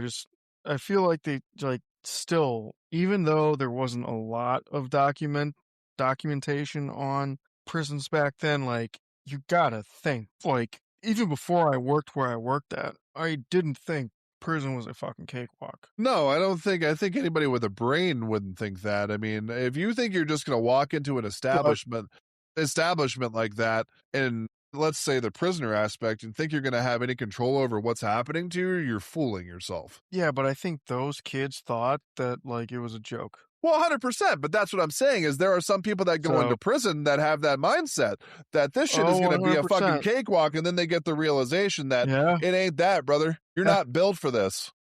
yeah. I guess I agree with Like you. that's the repeat There's a offender aspect. Is like there's a couple kids that I can agree with that. Yeah. if you've gone into the scenario before, let's say you're quote unquote battle tested, big air quotes, it's not going to affect you like somebody that's new on the block, brother. It's just not. Can I tell you something that was like it was my first something my first month there at this place. And there was a kid on our floor. Every couple of weeks we would have to do room sweeps, okay? And we would have to go in and we would have to basically check their drawers under their bed and check everything for contraband and all that stuff. The big contraband nowadays is vapes. So we would have to go through and see if there was any kids that had any vapes, because they're not allowed to have vapes, they're not allowed to smoke, they're not allowed to do any of that shit. So we had to go through and see if they had any contraband, and I'll never forget um this one kid we found. It's fucking crazy. So we found that in this one kid's room under his bed, he had a full functioning Glock 19 with the magazine and even bullets. It was made out of notebook paper and rubber bands. I'm going to repeat that. He made a full functioning Glock 19 out of notebook paper and rubber bands. He could be a fucking engineer at Harvard, for fuck's sake. Blake, full functioning. I mean, 3D model, full functioning Glock 19 made out of notebook paper with a fucking rubber band and a magazine that would function with paper bullets. Yeah, it comes back to the attesting of what you were talking about before, is putting it towards something that's constructive. It's sort of what we were talking about. Dude, they're some of the most fucking in like Well, what matters is the direction, like you were talking about before, is that they have no direction or no positive no. force or role model or anything like that, whatever you want to attribute it to. If they don't have that, it's going to get pulled in the only direction that they know, and sometimes it's detrimental. That's the problem. Is you could take Yeah. somebody that has the exact same mindset as what you're talking about and put it towards something positive, and they would do the exact opposite of what they're doing when they go into the system. Oh yeah. It's all about Yeah. the direction and 100. where they put Yep. the energy. That's the biggest thing, is that if you have somebody that's like that and sort of unsure of where they're supposed to go, it can go one of two ways. It can go really bad, it can go really well. It just depends on what the influence is. Yeah, no, there was a couple kids that really, I mean, There were kids that we you know, coached at talk about Euclid that were great kids. yeah, They just had absolutely. shitty home lives, or they didn't Yeah. have, they didn't have the ability to, have like extracurricular activities other than football or something like that. You know what I mean? Like, they weren't exposed to the outside world other than what they had at home, which is not, which we can both agree wasn't always that great for the vast majority of the kids that we coached. Their home life No, wasn't great. It wasn't. no. That's why we wanted them at practice That as was like much as their refuge, possible. was to come to practice and get chewed out. Like, they don't Yeah. have that at home. They're allowed to do whatever the fuck they want at home. It's like, as Mm-hmm. human beings, we crave structure. Like, that's how we fill out Yeah. our day. Yeah. Yeah. Structure is the best thing that you can And you have. can It's going to point, be the thing structure's that not sets you up. necessarily following rules. It's about having a day planned out where you know what you're doing and Yes. why you're doing it. A schedule. Yes. It has nothing to do with the merit or anything like that of what you're doing. It does to a certain degree as you get into upper echelon typos of, trying to be a prominent figure in society. That's a little different. Then you have to sort of follow the social norms and all that kind of shit to a certain But degree. I would say most people need a schedule and a structure, though. I think like take your most look at Nikola Tesla, who we talked about. You don't think that guy had a schedule? 100% he did. It was to the point where You it don't was like think the Nikola Tesla schedule must have been down to a second or some shit like that. Dude, absolutely. But you don't think fucking Einstein? You don't think? I mean, all right, this is going on a real big fucking left turn whim here, and I'm not saying he's a good person at all. He's probably the most evil person in the history of worldom. But you don't think like Adolf Hitler had a fucking schedule? Well, yeah, I mean, he was a politician, so I would have to assume he had some kind Like of. he had a schedule and a structure, and the SS had a schedule and a structure. You don't think fucking, George Washington and those guys had a structure? Like everybody has a structure. Anyone who's done anything in the history of the fucking world has had a structure. Look at ancient Egypt. Well, that's been successful, I would say. Successful, yeah. They've all had a structure. Yeah. Socrates had a fucking structure, right? I mean, good or bad, you gotta have a structure. Yeah, I mean, You gotta have something. it's a way to plan out your day and plan out not necessarily your day, but you go forth as becoming and going through the different, you know, maturity states so that you have to becoming an adult and past that and all that kind of stuff. I think it's paramount. I think if you have structure and you have a way to plan out your day and know what you're doing before you do it is a huge advantage to you as a human being. 100%. That's why I'm so for kids getting involved. And you don't have to be involved in sports. Get involved in something. Get involved in drama. Get involved in sports. Get involved in Even the community aspect, doing like community service and stuff like that. Community service, church, something. Get involved to keep yourself away from busy. the other bullshit. And when people fuck up is when they're bored. Or they have nothing. Yeah, they're bored or have nothing better to do. Which those both kind of correlate. Yeah. Honestly, bro. Those both correlate. I tell kids all the time that I've coached, that I work with, because I'm still involved in the community and still coaching. Tell kids all the time, man, like get involved, keep yourself busy. Don't get fucking complacent, because the moment you get complacent, you get bored, and something's gonna fucking happen. So just keep yourself busy. The best thing you can do is keep yourself fucking busy and doing stuff, so that way you're not gonna fuck up. You're not, it just. I won't say you won't fuck up. There's less likelihood of you doing that. There's 100%. There's less likelihood of you fucking up because of the issue that you won't have the external forces helping you to do that, if that makes sense. Well, you'll be free of the external forces if you're focused on something and doing something productive. Let's take a look at this, and this is something I always used to tell the kids, okay? Success hangs around success. Rich people and successful people tend to hang around each other. Lowlifes and robbers and all that tend to hang around each other. You are what you surround yourself with. You're a product of your environment. You're a product of your environment. That goes back to what we talked about, an hour ago? Yeah. You're a product of your environment. So if you surround yourself with successful people, guess what? You have a higher chance of being successful. If you surround yourself with a bunch of fucking criminals and a bunch of fucking lowlifes, guess what? You're probably going to be a fucking criminal and a fucking lowlife. Can some people blend in with both groups? Absolutely. Absolutely. But guess what? You have a higher success rate if you surround yourself with those successful people and fucking listen to what they preach and act like them than if you're going to fucking surround yourself with successful people and then act like a fucking criminal. Yeah.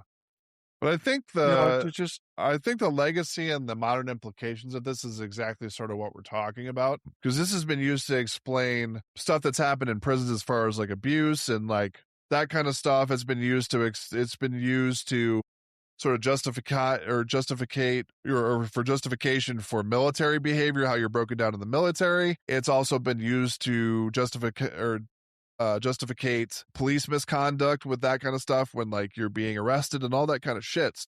I think what they did was, I think it was sort of based on what we saw.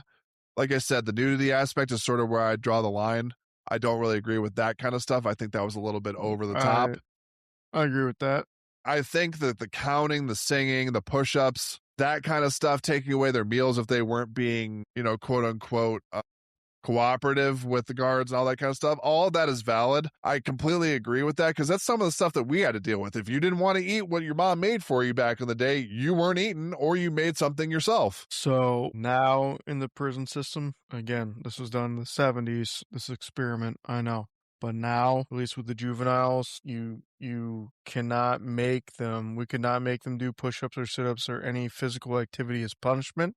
We also could not take away food. Sometimes would be delayed, but not completely withheld. So, you know, you might not get a phone call at 8:30, 9 o'clock, but once everybody shut the fuck up and settled down, you would get your phone call, but it wouldn't be till like 10 o'clock, 10:30.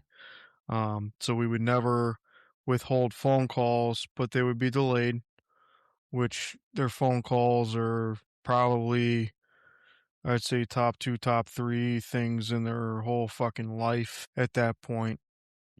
Contact with the outside world, as you can probably assume, Blake, is highly important to those kids. Well, I think they talk about all the time about the idea of being institutionalized. Mm-hmm. I think that's a really interesting psychological factor. And then we also talked off air about Stockholm syndrome, which I thought is an interesting notion as well. So you have all of these different factors about like you're put into this environment. What's up? I'm sorry. Can you go into Stockholm syndrome for the people that don't know what that is that are listening? So Elaborate on that one. the Stockholm syndrome essentially is a sort of kidnap type of relationship. So essentially what Stockholm syndrome is, from what I've read and sort of the definition that I found, just common knowledge of it, is essentially you start to adopt and relate from a emotional, physical, pretty much any standpoint you want to throw to it with your captor. So essentially you start to obey based on an emotional state versus, hey, this guy kidnapped me. It starts to become more of like a understanding, if that makes sense, between the two people. Okay. It becomes more of a cohesive relationship more than a captor-capture or capture-capture-e relationship, where there would be a lot of animosity, I would assume, from the captoree to the captor. This syndrome sort of describes the softening of that behavior. Yeah. So it's an interesting notion to understand from like there could have been some kids that were in this experiment that completely adopted the prisoner lifestyle because that's what they were told to do. Mm-hmm. They were feeding into the illusory of being a prisoner. Some people rebelled and said, this is bullshit. I don't really want to be here. This is not what I signed up for, and decided to go the other way. It's an interesting experiment from the standpoint that you took these kids that were, like they said, quote unquote, normal individuals, whatever the hell that means. That's subjective, obviously. They were hippies. And but from a mental standpoint, they were quote unquote deemed, it's the word I'm looking for, fit, I guess, to withstand the experiment. But they didn't. Like, I think it's definitely an argument that things. With that. I think it's definitely an argument that things got out of hand, but at the same time, they were trying to mimic what a real prison was. So it's sort of a line you got to tiptoe. Yeah. I personally think they kind of got a group of pussies together. Like I told you, though, Dan, there's speculation that we haven't seen all of the evidence. Correct, 100%. So you have to take that into account. You can't just take it. I agree with that. I agree with that, 100%. So like it's this fine line of like a bunch of and here's the thing too. Supposedly they flipped the coin for all these kids, right? That's what I understand.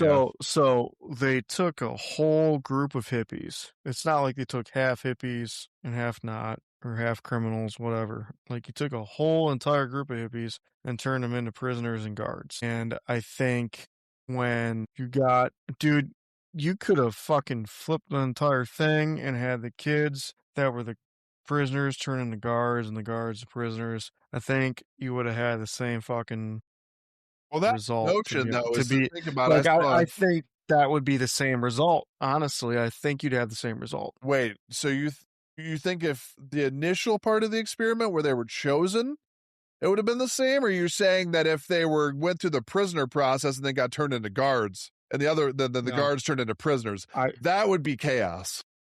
I think that if you took everybody from the beginning, if you flipped it, if you took all the kids that were the prisoners and turned them into guards and the guards into prisoners, I think you would have had the same result, honestly. I do think you would have had the same result. I think that. I mean, Because I think that's up for interpretation. I don't know if we'd ever be able to prove that, obviously, because there's no no, way to do. I don't think we I There's don't no way think to no. redo it, but I don't know. That would be No, but very that would be based on the personalities of the kids that you were introducing into the roles. I think. again, because everything was done at random, like, they did it at random to start it off with, with the coin flips. I think that if they would have fucking mixed it up and all the prisoners were the guards and the guards were the prisoners, obviously with no previous experience, if they just flipped it, I think you would have something that would probably be very similar. Not 100%, but I think you'd have something probably very similar and you'd have resistance because you're going to have resistance no matter what because I experienced that when I was where I was. It's just inevitable. Didn't matter how nice we were. Almost like, here's the thing, like, kids are almost more manipulative than adults. And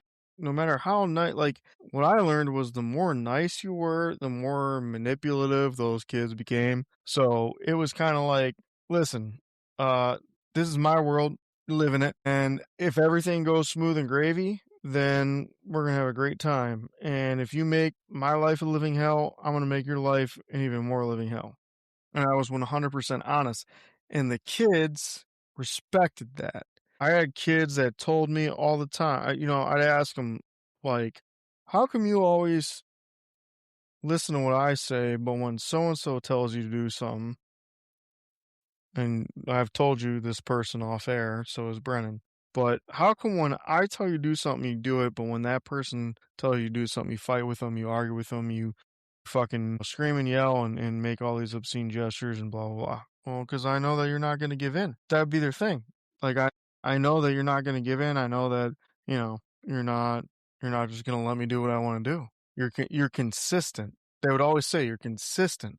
And it was like, the counselees that would try to like be friends with these kids, the kids knew what they were doing. And if you don't think that happens in real prison with adults, then you're a fucking idiot. Like, it's worse with the adults, guaranteed. That's Yeah. guaranteed worse with the adults. Well, Like, the follow through is, I think, what most people respect is that if you follow through with what you're going to say, whether it's good or bad, there's a little bit more of a respect factor with those types of people in that relationship than if you have somebody that yeah, tells you one thing and they do the complete opposite and fuck you over. exactly. And I was consistent and it was like, hey, this is the way it is. When I'm here, I don't know how it is when I'm not here, but when I'm here, this is the way it is. And you can like it, you can hate it, you can whatever, but it's going to be fucking consistent, God damn it. So we're going to do it this way when I'm here and when Brennan's here and when Kevin's whatever. When we're here, this is the way it's run. You have to make the adjustment to when we're not here. But when it's here, this is the way it's run. And they will test you. They will test you and test you and but eventually you will get that fucking respect. But that respect doesn't happen overnight and doesn't happen after a month or two. That respect happens over a long period of time. So the other thing that I want to say about this experiment was 6 fucking days. Okay. That's nothing. That's nothing. In the grand scheme of things, I mean, for fuck's sake, that's nothing. You're talking about kids. I say kids. Okay, we're not going to talk about fucking adults in the prison system, but where I was at, kids. You're talking about kids that are there for 6 months. 6 days is nothing. I've seen kids that were very mentally strong that broke. I saw kids that were very quiet that never really wanted to talk, that it took 4 months for them to talk, literally, to open up. Eventually they would.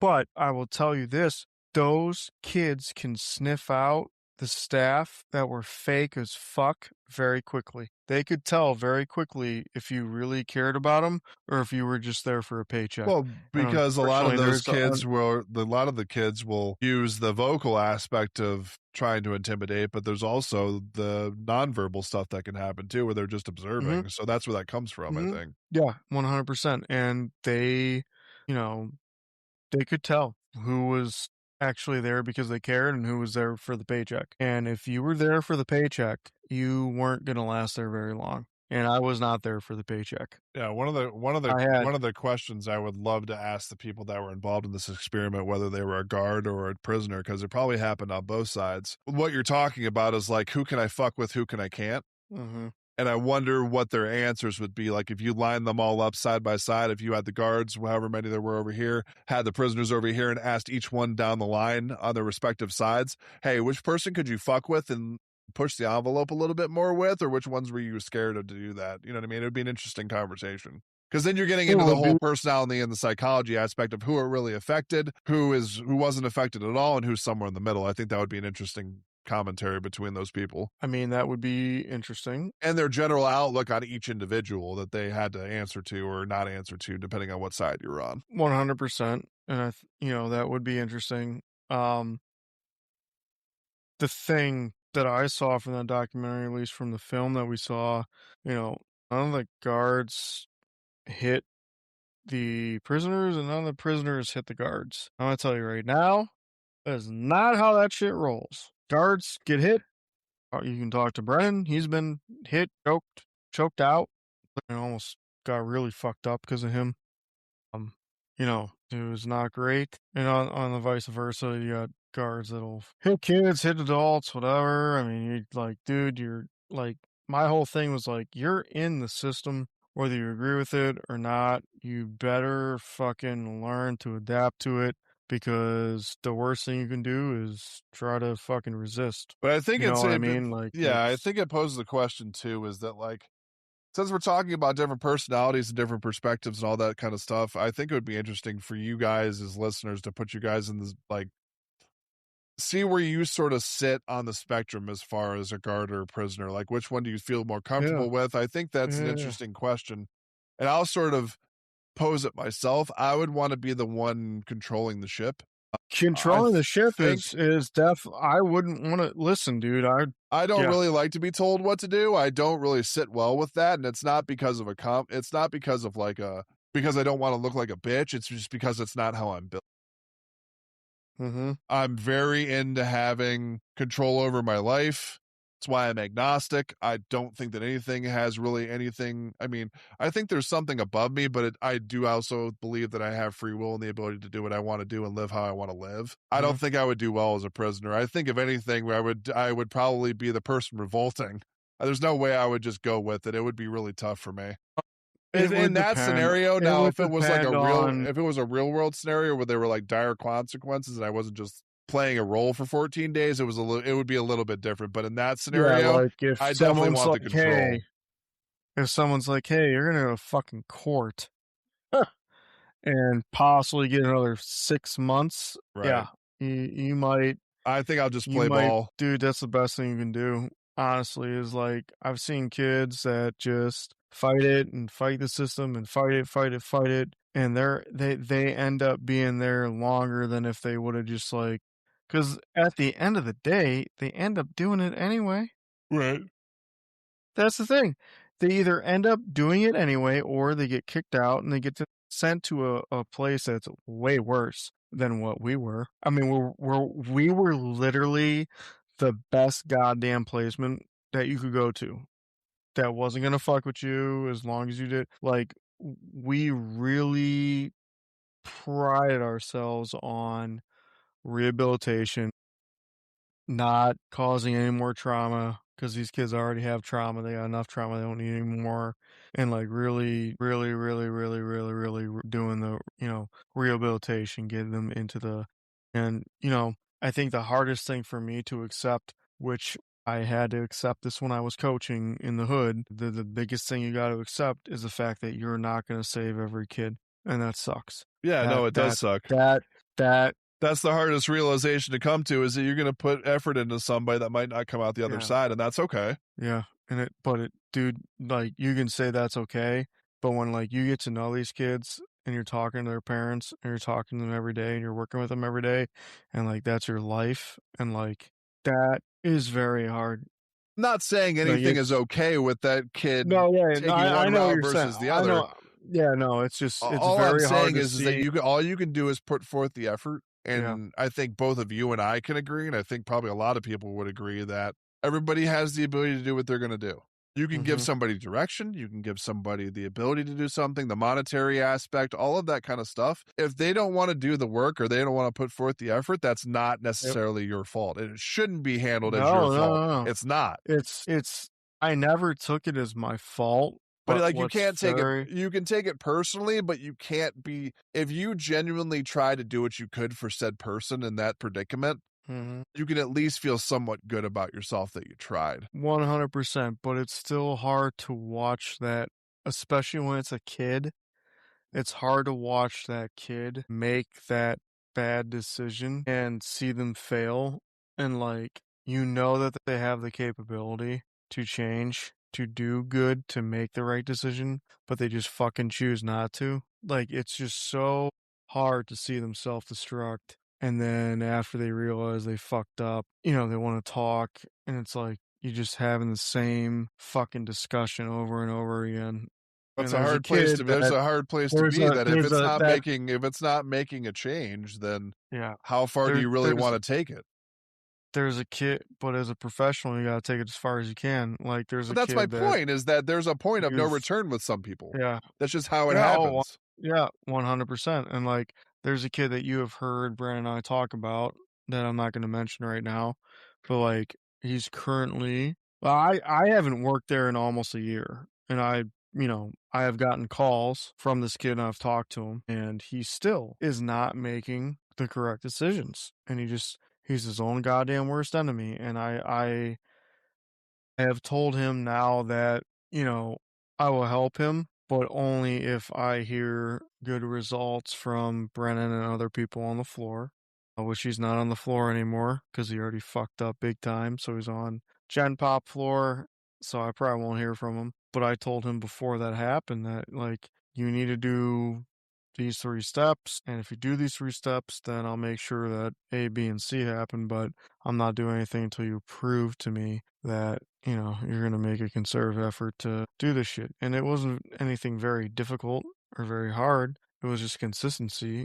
And he's his own worst enemy. So unfortunately, it is what it is. Doesn't hurt any less because, for me, I would like to save every kid that I come in contact It's with, not but I realistic, had though. to it's not realistic, and it's something that I've had to accept unwillingly at a very young age. And I've worked with, as you know, because you worked with me, coaching uh, a lot of kids at Euclid that we coached. And we were young. I mean, you got to admit, you and I were young when we were doing that, and we got introduced to that. And I think that's only one of the main reasons why I could do what I did at the place that I was at was because I had done it for so long. And you were there with me and you experienced that shit. And when you see a kid fail, it's not easy. When you see the good in them, but they just can't fucking get it right. And I've seen it at a bunch of different levels. I also coach college football. I'm sure you've seen it, college basketball and playing professional basketball. I'm sure you have seen your fair share of guys that, for whatever reason, just couldn't fucking get it right. It's just kind of hard to watch that self destruct. It's it, At a certain and point, like I said, with that testament, sometimes you just have to let it self-destruct. 100%. There's It's harder to watch when they're way younger than when yeah. they're older, obviously, but, I mean, watching that self-destruct but at the same time, there's a handful, and I'm sure you've witnessed this too, where there's a handful of those kids that destruct, and yet it's the best goddamn thing that ever happened to them. I think the trick is with what you're talking about, and I'll sort of boil it down to a sentence or two. You can't self-destruct with the self-destructing. You cannot Okay. detriment your own well-being because it's going to destroy you if you do with somebody that just blatantly doesn't want to do anything about their situation. If you have somebody constantly complaining to you about how their life sucks, if you're a part of that life, which makes it even worse, you start to have this self-fulfilling prophecy of like, hey, I'm the problem or anything like that.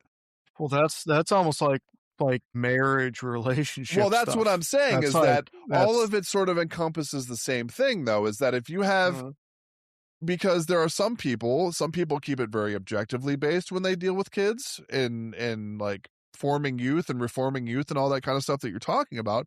Some people, like yourself, take it very, very personally. yeah. That's the Yep. difference, right? Is to find the medium where you're objective and subjective at the same time for the certain things that you're trying to accomplish Well, with said subject. That's the trick. yeah. You know, like with any relationship, because it is a relationship with those kids. It's if you're a warden, it's a relationship with those prisoners. Like you gotta find a happy medium. It can't be all You gotta busting find balls, but it can't be all kiss my ass no, either. no, you gotta find a very happy medium. You gotta find a way to, and that like the best counselors are the ones that, and here's the thing. Everyone at Summit always, told me that like I was phenomenal and I had such a high, like the roof was so high, the ceiling was so high, blah blah blah. I didn't feel that. And the reason I didn't feel that is because I felt like I was mediocre. I felt like I was okay. I didn't feel like I was exceptionally phenomenal because I just did what I thought was expected, and I did what I've done my whole entire life with coaching. Was give, treat every kid like they were a part of my own, and if they fucked up, fell short, whatever, I was going to tell them and be 100% honest, and I was going to hold them accountable.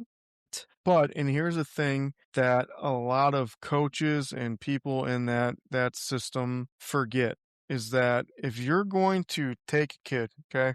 If you're going to take a kid and you're going to, and I'm sure you can understand this with basketball and in your career, if you're going to take a kid, a person, whatever, and you're going to tear them down because they fuck up, because they make a mistake, whatever, whether they didn't block the right person or they didn't fall back in the right defense or they didn't make the right pass or shot decision, whatever. If you're going to do that and you're going to criticize the fuck out of them for making the wrong decision, then you fucking better love them up and build them up when they make the right decision. You got to big it up twice as much. You have to build them up and love them up when they do it right. No, but I would even make, if you're going to lay into them like some people do, yes. you have to Yes. big it up and be like the chest bump motherfucker when they come Right. off the field Yes. or whatever. Yes. So you agree with me on that? No, I think you need to do it twice as good. If you're going to really rip into somebody and be honest with them and kick their dick in the dirt, you need to do it twice as good when they do well. Yes. Because it's going to mean 100%. so much more. Yes. It can't be Because the same thing. It's going to be like, you can't get a high five and a smack on the ass for doing the exact same thing. No. You can't. It can't be you're going to tear this kid fucking down for missing a block or not dropping back in coverage. And then when he does the right thing, hey, good job. Just, whatever. You have to, if you're going to be exorbitantly profound in the negative, you have to be exorbitantly profound in the positive too. Does that make sense? Yeah. 100%. That's been my philosophy. I've seen more positivity come from doing that. But also, I will say this: if that's not your personality, you can't fake it. You can't fake that. That's fair. You have to be genuine in that. Yeah, if you're gonna big up, like it can't be coming from a false place, like it. No, but that's where that's where if you're really going to invest in a kid or an individual, if you're coming from that standpoint, that just sort of comes with the territory. If you're that type of personality, I think it's just sort of natural. That also comes with, okay, maybe the head coach is a fucking hard ass, right? And the head coach is going to get up your ass. But then if you're going to have a head coach that's going to be the fucking bad cop, then you have to have that assistant coach, that coordinator, whatever, that's going to be that good cop. Yeah, you can't just have a whole staff of assholes, right? Yeah, I completely agree with that. So I tend to be the one where it's like, listen, I'm going to rip you a fucking new asshole when you fuck up. But the second you do something good, like this is what like when I was interviewing for a couple positions that I was applying for this year, this is what I talked about. Like if I'm gonna rip you for fucking up and making the wrong decision, when you make the correct fucking choice, I'm going to love you up like no one else has loved you up. Like I think that's how I've always been, and that's how I'll always be, whether it's a position coach, a coordinator job, or a head coaching job. And I've been a coordinator, I've been a position coach, obviously, I've been a coordinator, I've been a warden, counselor, specialist, whatever, same thing. It didn't matter whether I was coaching or whether I was dealing with kids in the system. When they made the right decision, fucking love them up. When they fuck up, let them know they fucked up and they need to fucking do better. And you But correct hold it. You correct it everybody, constructively versus giving them yes, just the fact that they fucked yes, up. There's got to be something yeah, behind it to move them forward or yeah, progress from the state that they're in. yeah, and let them know, like, Can't hey, just be here's the like, you fucking fucked up. standard. Okay, like you fucked up, but this is where you fucked up and this is how to fix it. Yeah, yeah. So Absolutely. Like, hey, here's the standard, okay? You came down here, right? We didn't fucking meet the standard. Here's how we correct that and get back up to the fucking standard. Okay? All right. And some kids it's gonna take some time. Some like you're not gonna and I had to learn this the hard way. You're not gonna save every fucking kid. You're not gonna save every kid. You're not gonna save every person that's in the prison system. But guess what? You can fucking put forth a good valiant effort to try to get as many as you fucking can. I agree. So, this was a test that was done. I personally think it could have done better, but given the time period it was done, um, I don't think a lot of people understood what prison really was, especially the group that they fucking got. They said that they did a personality test and they did all this shit. They might have done a personality test, but I mean, they couldn't have gotten a more fucking oxymoron group to Like be a part of I would this. be interested to Yeah, see what the test looked like, how extensive it was, and what it focused on, and that yeah, kind of thing. How yeah, yeah, generalized it yeah, was, if it was just like a run of the mill, like you said, you and I have taken intro to psychology. Like, was it just a run of the mill yeah. personality test, or did it actually go into like what they're actually Yeah, about, cognitive? It would be interesting. There's a lot of parameters that we didn't go into in the episode, but yeah. I think all in all, it's an interesting experiment. I think it was, It is. if It is. anything, I would love if anything, from what we saw and what we were able to learn about it, it would be a lot. It would be definitely something that I would want to dive deeper into because I haven't. it would be very interesting to see, um, how it would happen nowadays if Yeah, they this did is the this. experiment these days would be a lot different. Yeah. Yeah, I think with like I don't know how it could go one of it could go a couple ways. It could Depending on go who you it could got, because definitely. Yeah. I think that was the biggest thing with this Well, experiment is that it was the sample group or the sample data that they had. If you took and let's say it was 18 people total, both guards and prisoners. If you took 18 other people, it might have turned out completely different. it might turn out completely different. Statistically, you're gonna have at least one person who's been a part of the system. So the fact that they try to make it that nobody was a part of the system, being a guard or a prisoner or anything, that, part of prison is you get there and you kind of have this come to Jesus moment. Whether you're a new guard, because I've seen new guards get there and it is not for them. I've seen new prisoners get there, new kids, whatever. And I mean, I'm not gonna say his name on here, but there's a kid right off the bat that just I mean he was bawling his eyes out, crying for the first like 3 fucking days straight. Straight. 3 days, whole day he did was fucking cry all 3 days. Um,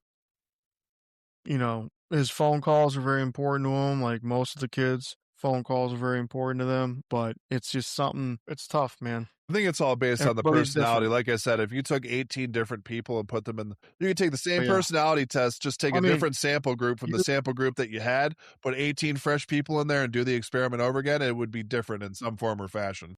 oh, absolutely, and, like, the floors are so different. So, like, first floor, the most kids I had on first floor at one time, I think, was, like, 16, okay, and there were 3 of us. So, there was Brian, Joe, and me, and there were 16 kids. That's what? 6 kids? What What was the math again? So there it was 16 kids, and there were 3 staff. 16 kids to 3 staff. So you would have 8 times 3 would be 24. Yeah, it's basically a 3 to 1, I would think. Like 6 to yeah, It's yeah. it's a 3 to So 1. It's a little skewed because but it's essentially a 3 to 1 or 2 to 1 depending on what you look so at. then I went to Gen Pop, and it was, we had 4 staff to 40 kids. So you had 18 said you had 18 people total? We had on first floor at one point, I think the highest we got to was 3 staff and 16 kids. So if you had And 16 then kids, so yeah, it was almost a 4 to 1. and Because if then you would when have I had was 16 on and 4 counselors, it would have been a 4 to right, 4. It would be, yeah. right. So then when I went to Gen Pop, it was at our highest point, we had 40 kids and 4 staff. So you're talking about more than double that with one person. Yeah. That'd be kind of It crazy. was crazy. Yeah. It was crazy. And that's when like you think to yourself every night, like, man, if shit pops off, if tonight's the night, it's gonna be fucked up. Yeah, the whole experiment, I think, as a whole, it was a very acute version of that type of system, but you could see some aspects of the stuff that we saw in the documentary and all that stuff where Yeah. it was a very, very like light example of what that lifestyle is like. Yeah, I don't think it was a very good representation, just me personally. I think it was very light. It was very, I think you can't like you didn't even have any prisoners swing on a guard. Like you get to prison, you get the actual prison, like we had several kids swing on us. That's kids. It's not even adults. Like choked out, swung on, fucking spit on. I've been spit on. Like you just there I don't know. It was just very mild. Well, I would say also from Which somebody, yours is a little bit more of an extreme view because you've actually lived it. yeah, I lived it. I lived it for, Both of the scenarios, yeah. both roles were thrown into this with no They context and were just thrown said yeah, go. yeah, yeah, and said like, "All right, who's gonna turn into the asshole?" Right, who's going to be Basically, the fuck yeah, ass that's going to fuck everything up, who's yeah, going to be the quiet one, who's going yep. to be the medium, all that kind of shit. Which, let's be honest, the guards have more of a chance to be the fucking Well, assholes. 100%. So, But I think that's the so, interesting point is that there was sort of like a throw them into the room, this is your yep, role and go. Figure it the fuck out. yep, So, yeah, but yeah, like I said 100%. with the episode, it was I think a really interesting episode. We touched on a lot of stuff that's personal to Very you. interesting. Very interesting. But we also went into a lot of the science and the psychology of stuff and sort of extrapolating that and figuring that out too. Yeah. So Yeah, no, it hits home and I mean it's different than what I dealt with just because they were dealing with adults and I dealt with you know, adolescents, children. But it's still in the grand scheme of things, it's still kind of like the same it's same just an interesting aspect. dynamic to take people that don't It know is. necessarily the whole picture of what they're going to be experiencing and having it unfold literally in real time. Well, I mean, you take what the existence is of human life and you strip them of their rights. You have very little rights. Like you're entitled to essentially to eat, to drink water, and to sleep. At the end of the day, that's all you got. You got to eat, drink water, and you get a little bit of sleep. That's it. You're gonna shit when we tell you. You're gonna piss when we tell you. You're gonna wake up when we tell you. You're gonna go to bed when we tell you. You're gonna fucking eat when we tell you, and you're gonna like it. And if you don't like it, there's an answer to that one too. Yeah, tough shit. Yeah. Because they didn't even use their fucking batons. Right. I think Guess what? the closest thing I saw was when they went on like the hunger strike with Dude, the thing that we saw where he yeah, slapped the table with it. yeah, yeah. I mean, dude, listen, guys get fucked up. But Absolutely fucked up. regardless, I think it was an interesting episode. Yeah, it was very I good. hope It I was hope you good. guys got something out of it. It was something interesting for us to talk about because we both sort of learned Yep. about it. We sort of knew we Mhm. knew the general outline of what happened, but we didn't know how intricate it got, how it affected all these people and the people that were on both Yeah. sides of the scenario it affected, whether they were a guard or a prisoner. But like I said, I think it's an interesting dynamic to put you guys, if you guys want to comment on the episode, tell us where you sort of sit. Do you sort of sit with the guard? Do you sit with the prisoners? Which one would you take and why? And that kind of thing. Because Yeah. it's interesting because it's all going to be based on how you handle that situation or the role with your personality and the type of person you are. me being a guard versus Dan being a guard is completely different dynamic depending on who you're talking to. It might be a little bit Mhm. similar because we've been friends for so long, we sort of think alike, but that kind of stuff. But if you really took it acutely and got down to like what we actually believe and that kind of stuff, it might get a little bit different depending on who you're talking to. Until you're in that situation, you have no clue who you're gonna be. But maybe that's the point of Let maybe me that. tell you. That might be. That might be. That might be. But I hope you guys enjoyed the Good episode. stuff. And I don't know if you have any final thoughts. I'm gonna plug the socials and then we'll wrap. No, just, there's a lot that goes into this shit. It's very easy to judge one way or the other. Just know that there are a lot of good people that are trying to help those kids out and prisoners out. There are really good people that dedicate their life to trying to help rehabilitate people into, this lifestyle because I've seen it firsthand. There are a lot of kids out there that unfortunately get dealt a shitty hand of life and the adults fail them and they get into the system and they don't deserve it. No kid, no child deserves that. Well, And that's sad that we fail short. I think that you could also make the argument from the kid's point of view or the prisoner's point of view is there's just genuine people out there that don't have direction in their life. They fall into a bad Yeah. situation. They fall in Yep. with the wrong people, all Yeah. that kind of stuff by no fault Yep. of their own. And then they're able to go through the reform. They're able to go through a summit. They're Yes. able to go through the penal system. Yes. They're able to go through all of this stuff and come out a better human being than they were when they first got in Yes. there because they had the direction. Yes. Yeah.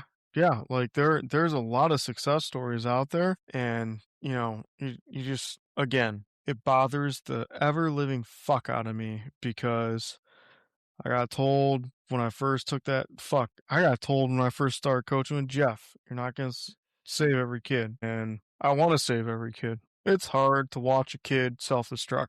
It's really hard to watch a kid self-destruct. It's really hard to watch a kid fucking just lose all motivation and everything. But you're not gonna save every kid. The best thing you can do is to just show them the path, show them good habits. They got to make their own decision, and sometimes they're not going to make the good decision. Sometimes they're going to make a bad decision, and that's hard because you can see the good in them. You can see the good in them, and unfortunately, they can't see the good in themselves.